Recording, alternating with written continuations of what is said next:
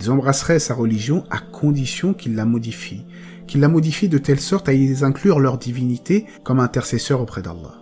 En contrepartie, ils lui proposaient de faire de lui leur roi s'il renonçait à dénoncer l'idolâtrie. Bien entendu, le prophète refusa catégoriquement cette proposition. En dehors de Hamza, un autre allié de poids allait bientôt rejoindre le rang des croyants, Omar ibn al-Khattab. D'abord très irrité par la popularité croissante de cette nouvelle religion, si contraire à tout ce qu'on lui avait enseigné depuis son enfance, il avait juré de tuer Mohammed, sans craindre aucune conséquence. Quelqu'un lui fit remarquer qu'avant de réaliser un tel crime, il avait tout intérêt à s'occuper de sa propre famille, puisque sa sœur et le mari de cette dernière s'étaient convertis à l'islam. Faisant irruption dans leur maison, il les trouva en train de lire des versets de la sourate Taha. Quand sa sœur reconnut qu'il s'était bel et bien converti à l'islam, il se mit à la frapper. Puis, terriblement honteux de son geste, regrettant, il demanda à voir le texte.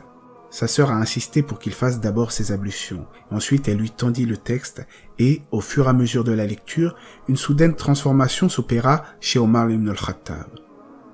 Le doux pouvoir de la parole divine le transforma à jamais. Il allait se convertir à l'islam. Il alla voir le prophète Mohammed alayhi salatu wassalam et lui annonça son entrée en islam. Cet homme était parti dans l'intention de tuer le prophète, mais en lisant le Coran, il se convertit instantanément, subhanallah. Par la suite, l'animosité des Quraysh atteignait son paroxysme. Ils en étaient arrivés à créer un véritable blocus économique envers le clan hachimite. Aucune transaction commerciale avec eux n'était permise jusqu'à ce qu'ils ne bannissent Mohammed. Pendant 3 ans, le prophète alayhi salatu wassalam et les siens furent forcés de demeurer dans leur forteresse située dans une des gorges montagneuses de la Mecque.